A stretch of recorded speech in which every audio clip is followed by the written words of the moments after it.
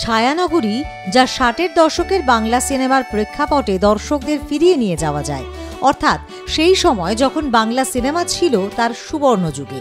উত্তম সুচিত্রা যুগের রোম্যান্স, কাব্যিকতা এবং আদর্শবাদ রাজত্ব করত সেই সময়। কিন্তু এই গ্ল্যামারের আড়ালে ছিল এক অন্য জগৎ। সংগ্রাম, স্বপ্নভঙ্গ, প্রতিদ্বন্দ্বিতা, রাজনীতি ও বেঁচে থাকার লড়াই। গল্পটি ৩ জন নবাগত শিল্পীকে ঘিরে। তারা প্রত্যেকেই স্বপ্ন দেখে বাংলা সিনেমায় নিজের জায়গা করে নেওয়ার। ৩ জনের মধ্যে তৈরি হয় প্রেমের টানাপোড়েন, পেশাগত প্রতিদ্বন্দ্বিতা এবং সাফল্যের জন্য নৈতিকতার দোটানা। নাটকটি আমাদের দেখায় কিভাবে একজন শিল্পীকে কেবল প্রতিভা নয়, সময়, সম্পর্ক এবং ভাগ্যের সঙ্গে যুদ্ধ করতে হয়।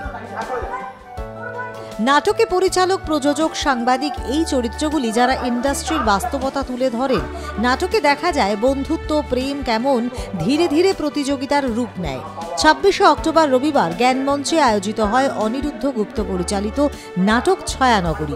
এই ছায়ানগরী বিমূর্ত নাট্যদল এবং রোমবিল্ট এন্টারটেইনমেন্টসের প্রযোজিত নাটক।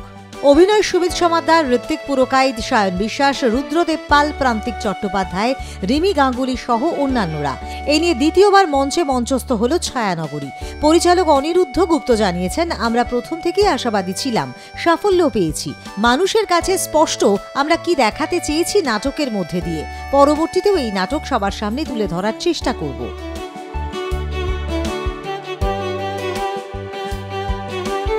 ছায়ানগরী হচ্ছে এই যে রূপলী পর্দা, এই রূপলী পর্দার যে মানুষ, যারা সেলুলয়েডের মানুষ, তাদের জীবনের বিভিন্ন অধ্যায়ের বিভিন্ন সময়ের কাহিনী 1960s ব্যাকড্রপে, late 1960s Bangla film ইন্ডাস্ট্রির ব্যাকড্রপে এই গল্প।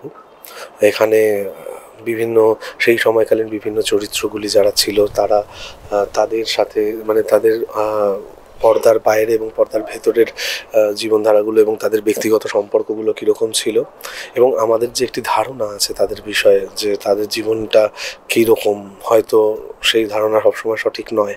কাজেই এই নাটক মূলত সেই নিয়ে। ছায়ানগরী নাটকটির প্রেক্ষাপট শুধু ৬০-এর দশকের বাংলা সিনেমা নয়, এটি আসলে আমাদের বাস্তব জীবনের প্রতিচ্ছবি।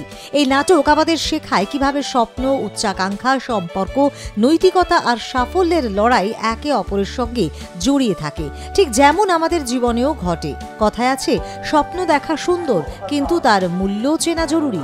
নাটকের ৩ শিল্পী যেমন বড় হতে চেয়েছিল, তেমনি আমাদেরও নিজেদের জীবনে সেই লক্ষ্যই থাকে। কিন্তু ছায়ানগরী শেখায় শুধু স্বপ্ন নয়, সেই স্বপ্ন পূরণের পথেও সততা এবং নৈতিকতা থাকা দরকার।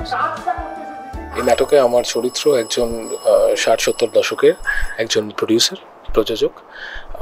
সে শিক্ষিত এবং খুব একটা কি বলবো, দাম্ভিক একজন লোক। সেই সময় যেরকম প্রযোজক হতো সেরকম একটা চরিত্রটা নাটকের থিয়েটারের জন্য যে চরিত্র পছন্দ হয়, এটা তো সিনেমার জগতের জন্য নয়। সেটা হচ্ছে আমরা চরিত্রকে চরিত্রায়ন করার জন্য যেরকম যেভাবে থাকতে হয়, যেভাবে চাকরির দরকার হয়, সেভাবে মানিয়ে নিতে হয় বা বানিয়ে নিতে হয়। তো অনিরুদ্ধ আমাদের যে ডিরেক্টর, সে ভেবেছে এই চরিত্রটা হয়তো আমাকে যাবে। আমি সেটায় কতটা পারফর্ম করতে পারবো আমি জানি না, কিন্তু চেষ্টা করবো ততটা করার এবং ভালোভাবে করা, ফুটিয়ে তোলার। ৬০-এর দশকের বাংলা সিনেমায় অভিনয় রীতি, পোশাক, সঙ্গীত, সংলাপের ধরন নিখুঁতভাবে পুনর্নির্মিত হয়েছে। লাইভ গান এবং ব্যাকগ্রাউন্ড মিউজিকের ব্যবহার দর্শকদের সেই সময় ফিরিয়ে নিয়ে যায়।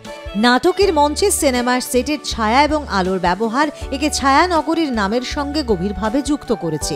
এই নাটকের মধ্যে যে বার্তা দিয়েছে তা কেবল সিনেমার জগৎ নয়, এটি মানুষের স্বপ্ন এবং তার মূল্য নিয়ে এক তীব্র প্রশ্ন তোলে। যেখানে আলোতে দাঁড়ানোর জন্য অনেকেই নিজের ছায়া বিক্রি করতে হয়, তাই এই ছায়ার শহরে যেখানে আলো ও অন্ধকার পাশাপাশি থাকে, এই নাটকটি সমালোচক এবং দর্শক দুই পক্ষের কাছে প্রশংসিত হয়েছে। বিশেষত এর নস্টালজিক উপস্থাপনা, গানের সুর, চরিত্র নির্মাণ এবং বাস্তবসম্মত আবেগের জন্য অনেক থিয়েটার প্রেমী একে সমসাময়িক থিয়েটারের এক ব্যতিক্রমী প্রচেষ্টা বলেছেন। ক্যামেরায় প্রসেনজিৎ সাহার সঙ্গে শান্তিকা বন্দ্যোপাধ্যায়ের রিপোর্ট, আর প্লাস নিউজ, কলকাতা।